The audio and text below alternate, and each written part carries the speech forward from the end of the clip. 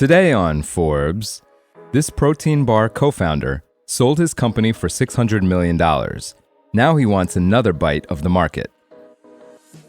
Sitting at a table at Balthazar in downtown Manhattan, Peter Rahal spears a piece of smoked salmon on his plate and ignores the nearby toast. The 38-year-old co-founder of nutrition bar brand RXBAR thinks about protein constantly, and not just for his own health.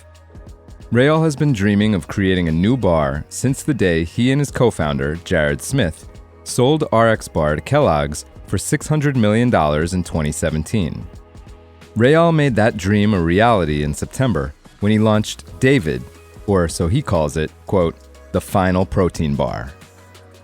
Having made a pre-tax $300 million from his 50% share of the RXBAR sale, Rahal led David's $10 million seed round this year with an investment of $6 million.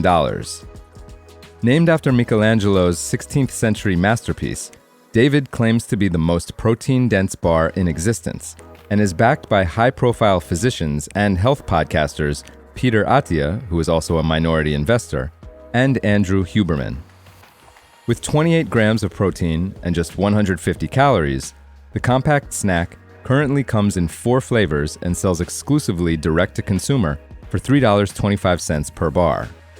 Rahal says, quote, I've been in the nutrition bar space for 20 years, through all the changes, from Atkins to keto to paleo to fasting to carnivore to whatever.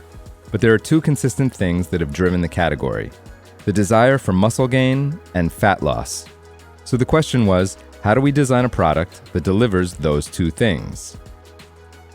Rahal took the opportunity to create a new bar in October 2022, immediately after his 5-year non-compete agreement with Kellogg's expired. He spent a year developing David with his co-founder, Zach Rannon, under the guidance of Attia, who acts as the company's chief science officer.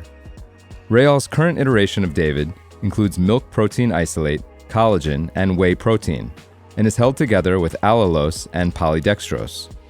It's a far cry from RXBAR, which touted easy-to-pronounce ingredients, including egg whites, dates, and almonds. Rahal says, quote, I think RXBAR had a great story and a great team, but I think this time around we are going to avoid some mistakes. I didn't know what I was doing back then. Not that I know what I'm doing now, but I certainly know what not to do. Rahal started RXBAR from his parents' kitchen in 2013 with Smith, his childhood friend, when the two were in their mid-20s. Coming from a family of entrepreneurs in the food industry, Rahal had always been conscious of the importance of quality ingredients and health. And as an avid consumer of protein bars, he saw that there was nothing on the market at the time made exclusively from so-called clean or whole foods. They bootstrapped their company with a $10,000 personal investment and started selling directly to consumers at CrossFit gyms. In its first year, the company was profitable on $2 million in gross revenue and grew to $6.5 million by the following year. In 2015, RXBAR underwent a rebranding that would transform the company. Rahal and Smith moved the product's short ingredient list to the front of the packaging in large font, followed by the last ingredient, quote, no BS. By year 4, the company was making $161 million in revenue. Then Kellogg's came knocking with its $600 million offer. The sale came at the start of a wave of health bar acquisitions. Simply Good Foods acquired Quest, a protein-based snack company, in 2019 for $1 billion, and Mars bought the maker of Kind Bars for $5 billion in 2020.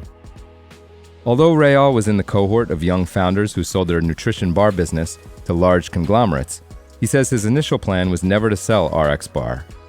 But he and Smith decided to take the deal to scale the company and secure financial freedom. For full coverage, check out Simone Melvin's piece on forbes.com. This is Kieran Meadows from Forbes. Thanks for tuning in.